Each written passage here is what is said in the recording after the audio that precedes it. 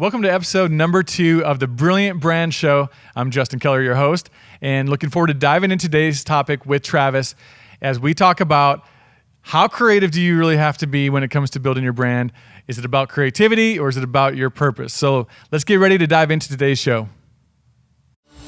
This is the Brilliant Brand Show with Justin Keller, helping you fight for brilliance in your branding and marketing.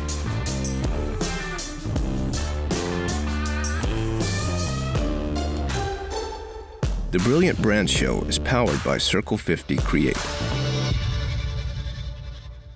Hey, welcome to today's show. I'm excited to start talking today about this topic. Travis gives us a pretty good question here, talking about the balance of creativity inside of your branding and marketing. So let's go ahead and listen to his question here, and then we'll go into answering that. Hi, I'm Travis Jones from North Carolina. And my question is, in a world full of technological advances and creativity being at an all-time high and the competitiveness of people being at an all-time high, how do you steer more away from creativity and focus more on purpose to better brand and tell the story of whatever you are branding? All right, Travis, that's a great question. So basically, Travis, what he's asking here is, the market's more competitive. There's a lot of hype around creativity and trying to be creative and get your message out there. And so he's just basically asking, do we fall into the trap of being super competitive with creativity, or can I build a brand around our purpose, tell the story of our brand without creativity? So it's a very interesting question. I really like this question a lot because I think it's a personal struggle actually for me too. Even still to this day, building our business and thinking through, how flashy, how creative, crazy does it need to be versus really just communicating our core purpose and building a brand around that. So I would think this is also a struggle that a lot of churches have and a lot of nonprofits and small businesses. And it makes sense because as a small business or a church, in a nonprofit, look, I've lived in all those worlds, and you don't always have the biggest budget. And so you're forced to sort of observe what's happening around you. And just, by default, it only makes sense that we're going to try to observe and learn from those who are probably a little bit further ahead than we are, maybe have bigger budgets. So we're looking to bigger brands, bigger organizations, and we're seeing their examples. And I think what happens is we just start to compare.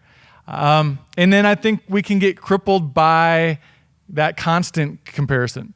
And it's tough because all we're really trying to do is learn, all we're trying to do is adapt. But I think by doing so, probably what happens is we become a little bit too much of what we're seeing others do. And I call this the curse of overexposure. All right. And so, look, there's a lot of technology out there.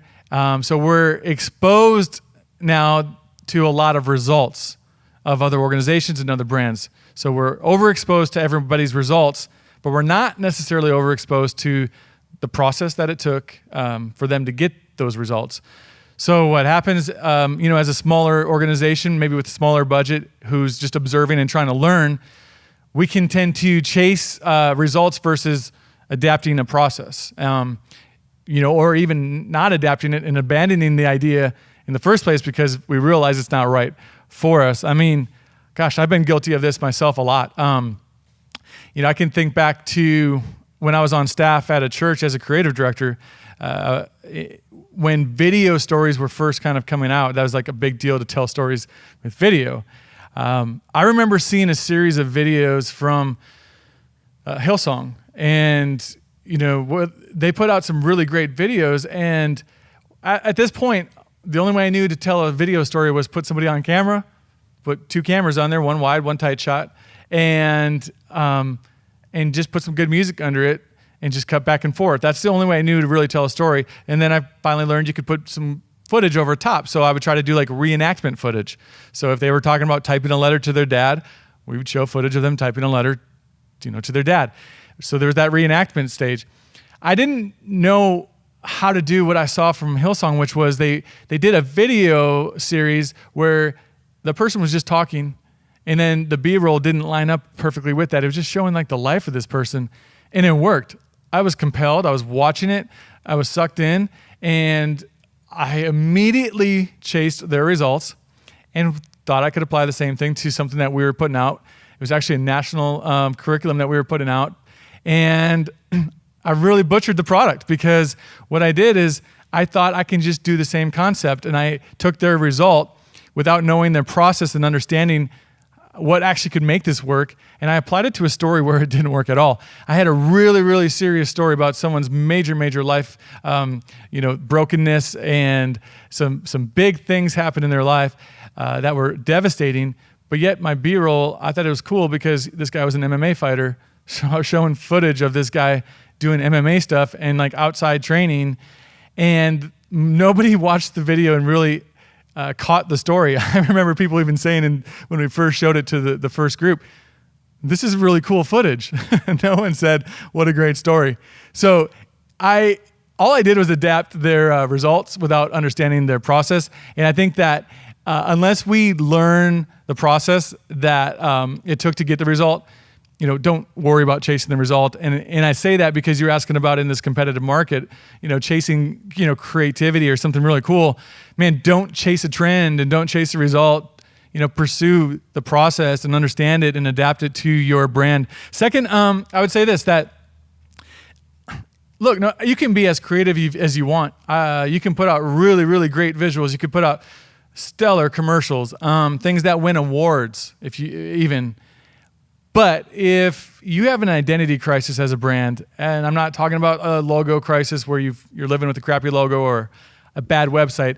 If you just have an identity crisis as a brand and you don't know your true purpose, you don't really know who you are, you don't really know why you should matter to your audience, and you can't clearly articulate that, you will always lose chasing the next creative idea. I love what Mark Twain said. He's got a quote, and it says this: "There's no such thing as a new idea. It is impossible. We simply take a lot of old ideas and put them into a sort of mental kaleidoscope. We give them a turn and they make new and curious combinations. We keep on turning and making new combinations indefinitely, but they are the same old pieces of colored glass that have always been in use through all the ages." That really sums up creativity. Like, we get so caught up in seeing something flashy, seeing some great ad, seeing something that another brand is doing, and we think, wow, look at how creative they are. Look how they just reinvented things. There's not a lot of things that have been completely recreated. The saying is that there's nothing new under the sun. That even with creativity, I think there's just different variations of creativity. And so when you're chasing something, I mean, it's easy to just gawk over what they're doing and be obsessed over it and think, wow, they're so forward thinking. It's probably not that new. It's just a different spin on an old approach. No different than, I used to have tight rolled jeans, which was a trend back in the 90s. It just dated myself.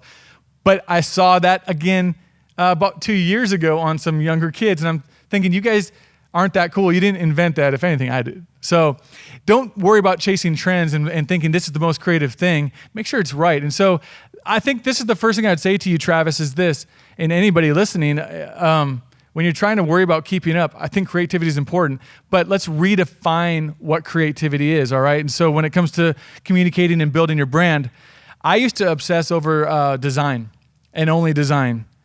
And now I'm obsessed over getting the right message and then also having the right design.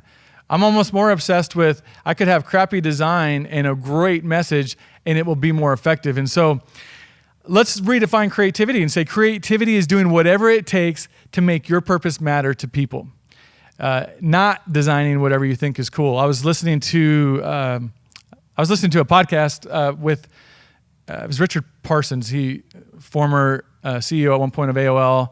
I think he serves on the board with like Citigroup and some others. But he said, "Hey, this is cool," is not a business model. And I can't count the number of times that I've been in meetings with teams, or I've even been the one saying it myself, when I'm like, "Hey, this is cool," and that's our business model now. That's our brand strategy. Hey, this is cool. Let's do that. But what if we didn't say, hey, this is cool? And instead, what if we started saying, hey, this is really effective? And I think that's all that matters, because it may not be sexy, or your friends, designer friends or creative friends or peers may not say, wow, that's really, really creative. But if they tell you it's effective, that's creative. And so I want to define creative not by being sexy and flashy, but creative by being effective, all right? And so to wrap this up, let's just say this. I want you to know that creativity is important. I think you should get creative with the way you put out your brand. But creativity without integrity is simply a mask, and that's it. But once you really know who you are, you really know your purpose, get creative with that message. I think about a brand like Dove. So Dove put out at one point, and it's still running, they've made a variation of it, but Dove knows, look, it's about skin, right? Whether it's the soap, the lotions, the products that they put out. Dove put out that Real Beauty campaign a while ago, and look it up if you aren't familiar with it, or True Beauty. It was phenomenal because it was a new way to talk about their common brand. So their brand was fairly common to them, and it's pretty simple. There's not a lot of flash with that product, but they found a way to connect emotionally in a way that also made sense to the brand. And so I think that's effective. It went viral. It got people talking. And look, the product looked great, but it wasn't that people were talking about, this is a product or a video quality that I've never seen. That wasn't the conversation. This was just someone taking a common brand and helping their audience think through it different. So let me give you just a couple things to think about, all right? This is what I want you to figure out. First of all, just start asking yourself this: what do we solve? This is, what pain point do we eliminate for people's lives? Even if you're a church, start thinking through this. But you should be able to tell people, this is the pain point that we help solve for you with your life. And then what is our voice? When you understand what your voice is, you can get creative on staying consistent, but also being creative on how you use that voice, right? And then, do you really know your audience? I think thinking through knowing your audience allows you to be effective. So even if it looks great, but you don't know your audience, you're going to miss the mark. And so knowing your audience is a real big component to how creative you can be. And be creative just for that audience. They might not need something that, let's say if your audience is 30 to 45, they might not need you to present your material the same way that someone does if they're 20 to 25. So knowing your audience, make sure that your creativity is relevant. That's actually really, really important. And then, a good example would be a brand like Blue Apron. They are a digital product, but I got home the other night and in the mail was old school mail from Blue Apron. And I thought, this is really effective because I don't have other brands like Basecamp or Stash or, other digital products sending me hard copy mail, the old school way. And so what this did is it cut through the clutter. And so think about your brand. What are some ways that you can go? I think it's creative to think about, where's the rest of our market, our competitors, where are they at? So compare that at least, and then use that to even maybe go in a different lane. And that's creative in itself, even if it's not, flashy. Just being more effective is creative. So just remember that it doesn't have to be sexy to be creative. Creative just simply means that you found a way to get through to me. It worked, it was effective, and that's creative.